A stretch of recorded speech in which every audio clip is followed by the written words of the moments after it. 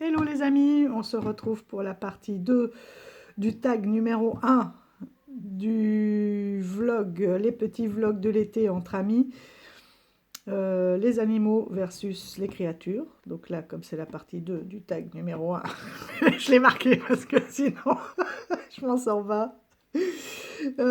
Tag proposé par Valérie Mariotte et Hugues de la chaîne Syncide. Sensible, j'allais dire, Syncide.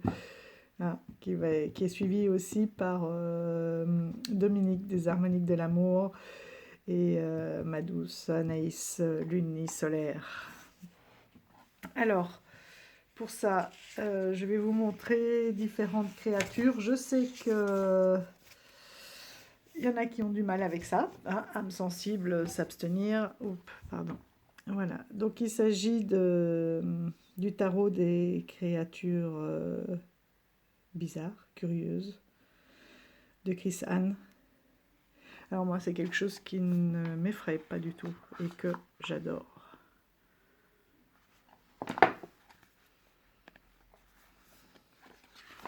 Sans compter qu'en plus, ce sont, voilà, sa création sont vraiment magnifiques.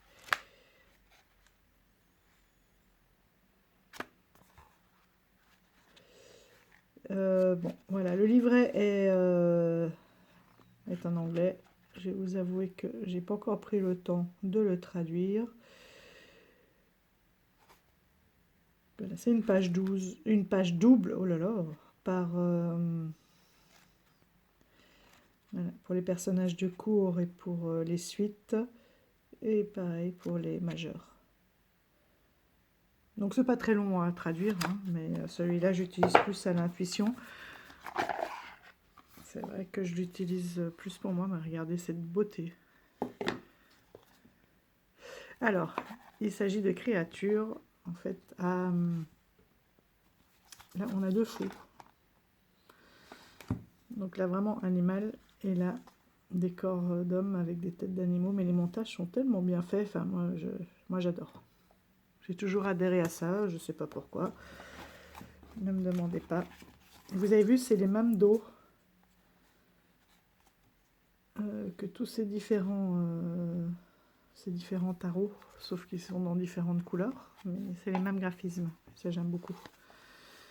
Voilà, là je l'avais mis dans l'ordre pour faire une review sur ma chaîne. C'est quoi ce... Ah non, c'est l'effet vieilli volontaire. Alors, sur ma chaîne Insta.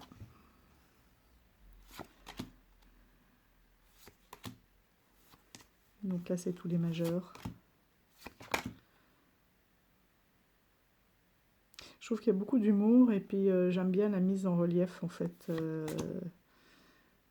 de ces cartes.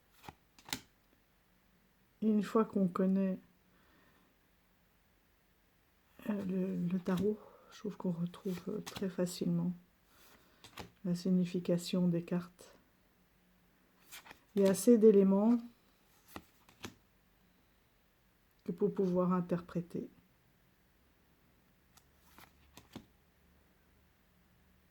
Regardez, elle sort du cadre, j'adore les perspectives.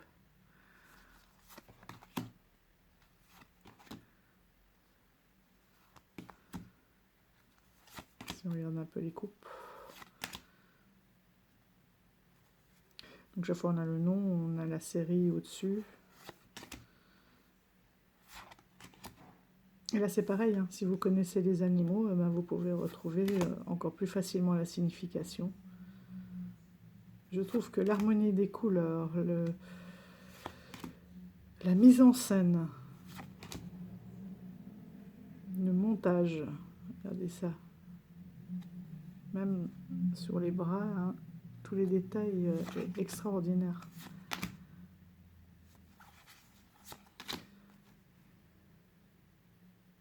J'aime tellement les animaux que voilà, de les voir vivants. Oh pardon, ça ne me choque pas du tout. Ils sont vivants. De toute façon, bon, c'est un fait. Mais probablement bien plus intelligents que nous. En tout cas, en ce qui concerne la préservation de l'environnement. Voilà, donc ça c'était le premier avec les créatures. Celui-ci, je l'aime bien vraiment pour laisser aller mon imagination et mon intuition.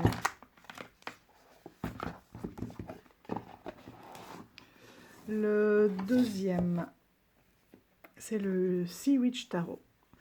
Donc c'est un peu le même principe, mais cette fois-ci avec des dessins. Alors, celui-ci, il a été créé par Michel Tarnapovitch. À l'époque, je l'avais acheté sur un site russe. Et il est paru, par contre, aux éditions Pentagram. Donc c'est sur leur site que je l'avais acheté. Et il s'agit donc de la sorcière, de l'histoire de la sorcière des mers, hein, tirée de la fable de la petite sirène. Donc c'est un des personnages donc, des contes d'Anderson. Elle vit sur Terre, mais elle est aveuglée, elle est aveugle. Elle doit se cacher les yeux parce qu'elle est habituée au sel de mer et aux profondeurs de la mer, des océans. Il suit tous les symboles du Rider-Waite-Smith.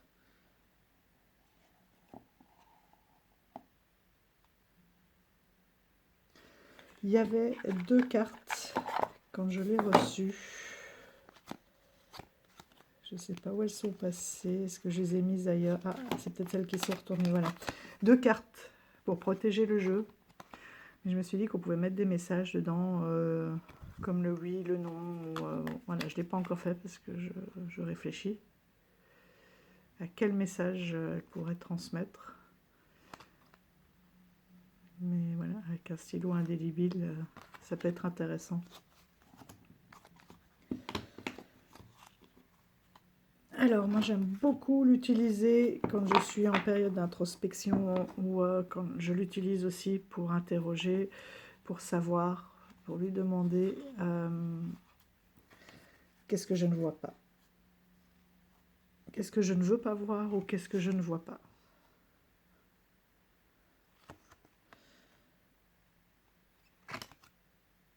En dehors de cette créature, donc il y a une tête humaine, des bras humains, mais on voit bien que c'est une pieuvre hein, à la base. On a des petites créatures qui sont des chauves-souris. J'allais dire qu'ils reviennent partout, là, depuis que j'y pense. Il y a beaucoup de symboles, hein, comme le phénix, l'enfant. Enfin. Mais c'est pas possible. Elles vont pas revenir. Alors, ah voilà. Plein de petites créatures, voilà, qui sont là, là. Mais là, elles sont déployées. Parfois, elles sont en boule. Elles sont trop mignonnes. Là, les chauves-souris.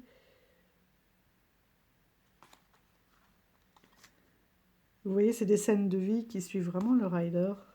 Les couleurs sont vives, j'aime beaucoup. Elles sont où, mes petites boules? Là, voilà. Ça, c'est quand elles n'ont pas les ailes déployées. Ça, c'est quand elles déploient leurs ailes.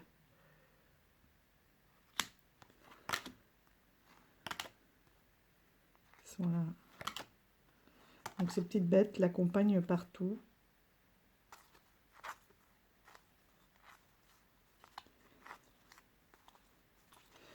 Et les symboles, justement, des chauves-souris. C'est un animal qui symbolise les éléments de l'air. Donc, ce sont en fait finalement les pouvoirs spirituels de cette créature, qui sont l'intuition et la transition. En fait, elle fait tout un chemin initiatique de cette sorcière qui a quitté son élément eau pour venir sur Terre. C'est un parcours initiatique de découverte, d'adaptation. Et elle est seule. Et les chauves-souris l'encouragent à faire face à ce changement, justement, et apprendre à voir dans l'obscurité. Donc la chauve-souris dort dans des grottes, des trous d'arbres et autres endroits sombres.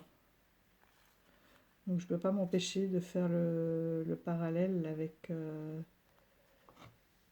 la carte du tarot qui est l'ermite, qui est en quête de connaissances. Et elle dort à l'envers.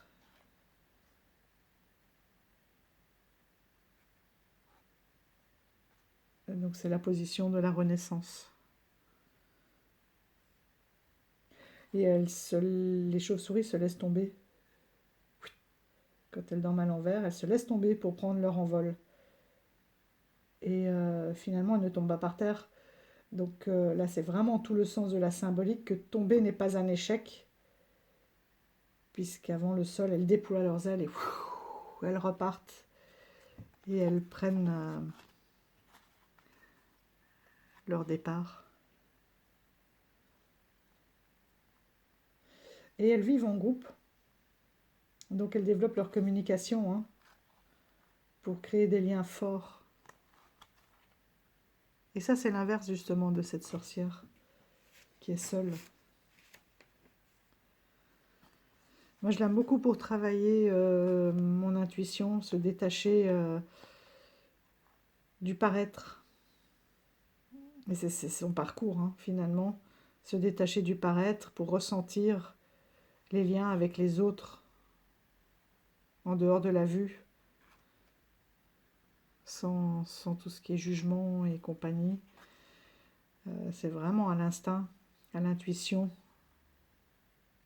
Et la chauve-souris, un petit peu, c'est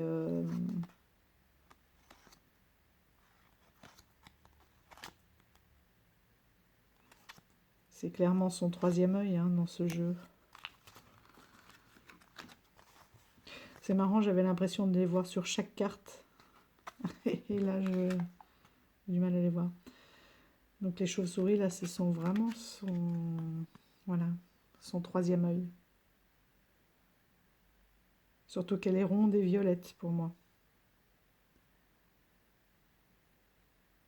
Voilà, donc, comme le chakra. Donc voici ce beau jeu et pourquoi je l'utilise. Donc il s'agit du Sea Witch Tarot.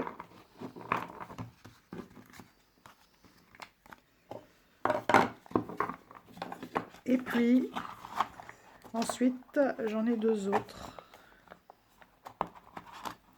Hop, vite. Voilà. Moi, j'ai été bercée par ça. Mes enfants aussi, du coup. Une magnifique histoire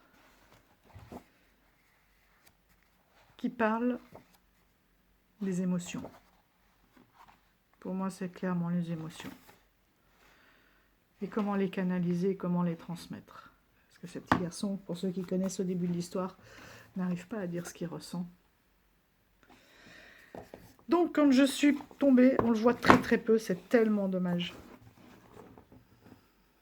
Je ne sais plus par quel hasard, sur Into the Lonely Woods, de Lucy Cavendish, illustré par Dan May. D'ailleurs, c'est le deuxième. Le premier, c'est Dan May toute seule, Gentle Creatures, qu'il a fait. J'adore le dos, comme si c'était des poils justement des créatures. Il glisse bien. C'est marrant, ce sont des cartes très carrées. Vous voyez, la hauteur d'un tarot, mais un peu plus large. Et ces cartes-là, en fait,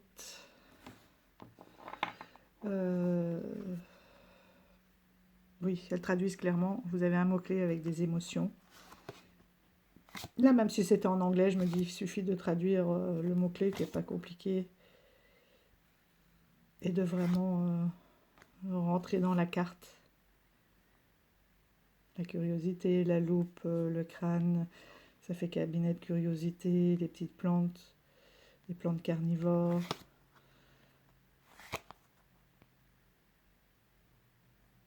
Conjurer l'invitation,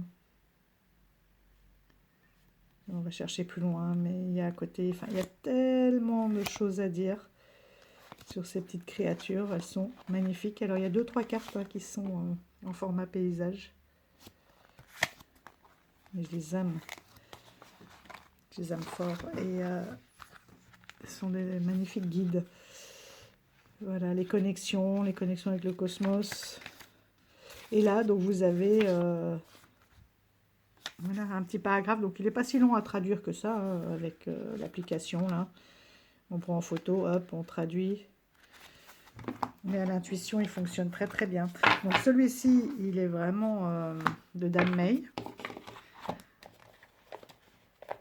Et elle a quand même pris quelqu'un pour écrire le livret, Lynch-Po, Arwen, de son prénom.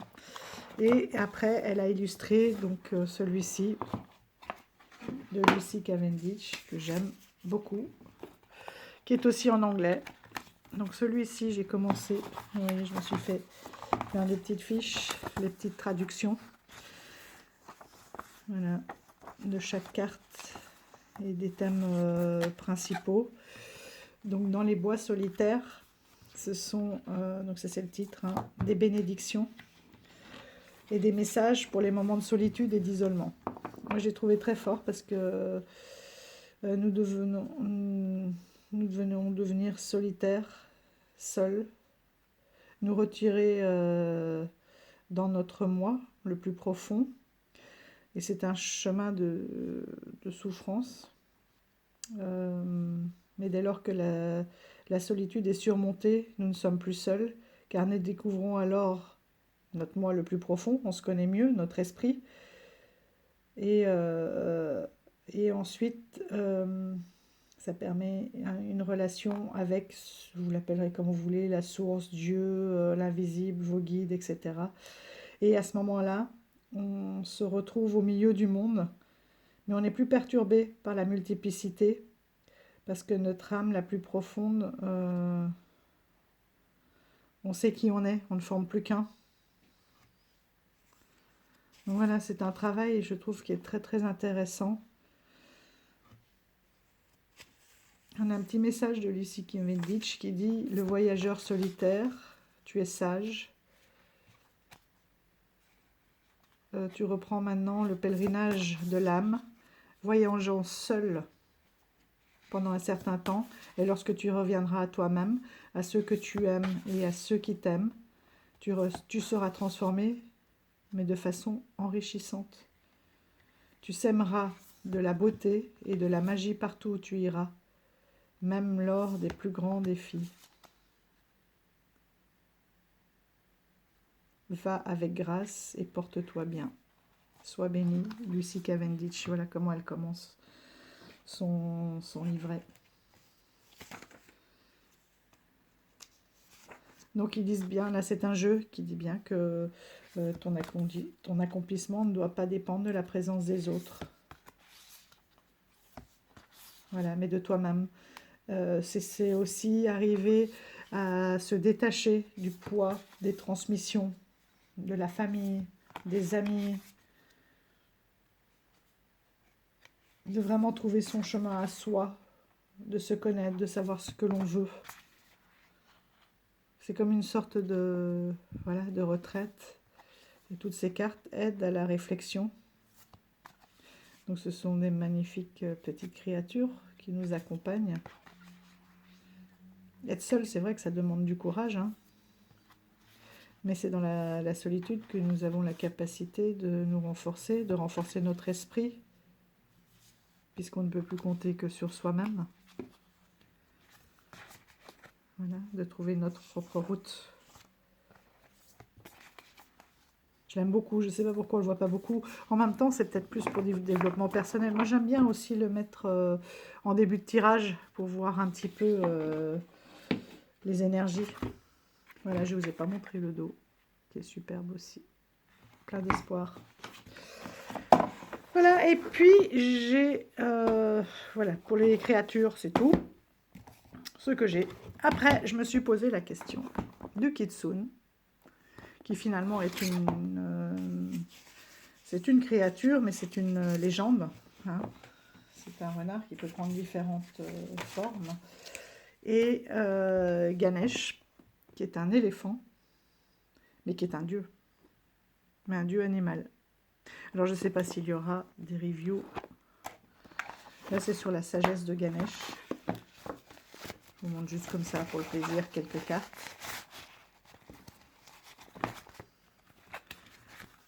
Donc, voici, avec ça, j'y arrive pas, le dos. Moi, j'aime beaucoup. Je ne suis pas rentrée tout de suite en connexion, mais... Donc là aussi, c'est mi-homme, mi-animal. On peut travailler beaucoup les chakras avec celui-ci. Hein, vous voyez, tous les chakras sont représentés, ainsi que les sentiments. Je l'aime beaucoup.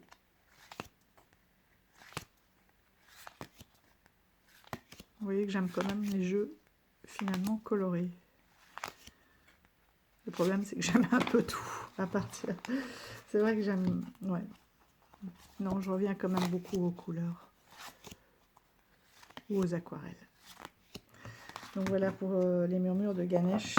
Et le Kitsune. Donc là, c'est le royaume magique, c'est le Foxfire. Qui est un gardien. C'est l'ancienne spiritualité. Il est basé sur l'ancienne spiritualité orientale. Asiatique, non, qu'est-ce que je vous raconte, moi, n'importe quoi. Hein. Si, orientale. Donc ce sont des renards métamorphes légendaires qui sont au service de la divinité shintoïste Inari. Donc ils pourront vous transmettre toute leur sagesse. Voici le dos. Moi j'adore les renards, c'est pour ça. J'ai eu des messages, j'ai pas beaucoup utilisé, mais des messages très forts.